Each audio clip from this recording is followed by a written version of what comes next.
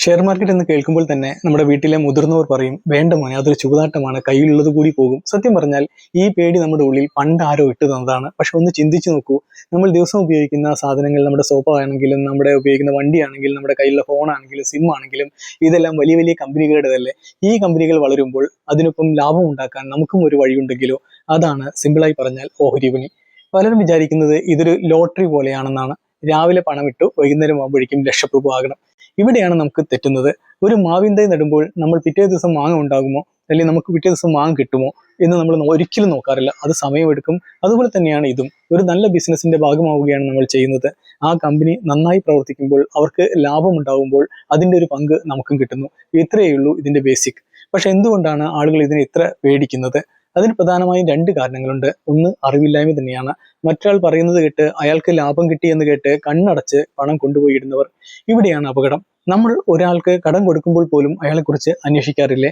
അതുപോലെ നമ്മൾ പണം ഇടുന്ന കമ്പനിയെക്കുറിച്ച് മിനിമം കാര്യങ്ങൾ അറിഞ്ഞിരിക്കണം. ആ കമ്പനി എന്ത് ചെയ്യുന്നു, അവർക്ക് ലാഭമുണ്ടോ, ഇത്രയെങ്കിലും നമ്മൾ മിനിമം നോക്കണ്ടേ? രണ്ടാമത്തെ കാര്യം, ഈ പറയുന്ന റിസ്ക്. മാർക്കറ്റ് മുകളിലേക്കും താഴേക്കും പോകും. അതൊരു സ്വാഭാവികമായ കാര്യമാണ്. കടൽ പോലെയാണത്. തിരമാലകൾ വന്നുകൊണ്ടേയിരിക്കും. പക്ഷേ ആ തിരമാല കണ്ട് പേടിച്ച് കരയിലിരുന്നാൽ നമുക്കൊരിക്കലും കടലിലൂടെ യാത്ര ചെയ്യാൻ കഴിയില്ല. ലോങ് ടേം, അതായത് ഒരു 5 വർഷമോ 10 വർഷമോ ഒക്കെ മുൻകൂട്ടി കണ്ട് മുന്നോട്ട് പോകുന്ന ഒരാൾക്ക് ഈ ചെറിയ തിരമാലകൾ ഒരു പ്രശ്നമേ അല്ല. ഇനി എങ്ങനെ തുടങ്ങണമെന്ന് ചോദിച്ചാൽ, എല്ലാവരും ചെയ്യുന്നത് പോലെ വലിയ തുകയുമായി ചാടി വീഴരുത്.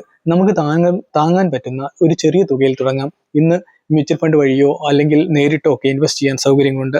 സിസ്റ്റമാറ്റിക് ഇൻവെസ്റ്റ്മെന്റ് പ്ലാൻ അഥവാ സിപ്പ് എന്നൊക്കെ കേട്ടിട്ടില്ലേ?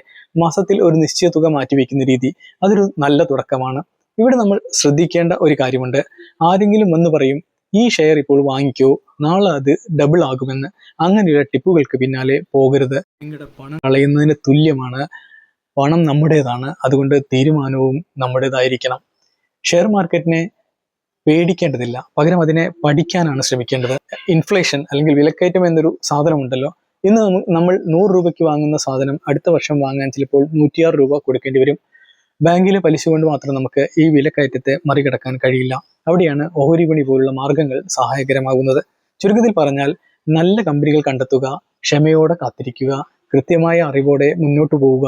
ഇത്രയും ഉണ്ടെങ്കിൽ ഷെയർ മാർക്കറ്റ് നിങ്ങളുടെ പേടിയല്ല, മറിച്ച് നിങ്ങളുടെ സമ്പാദ്യം വളർത്താനുള്ള ഒരു മികച്ച വഴിയായിട്ട് മാറും. അപ്പോൾ മറ്റൊരു ടോപ്പിക്കുമായി വീണ്ടും എത്താം.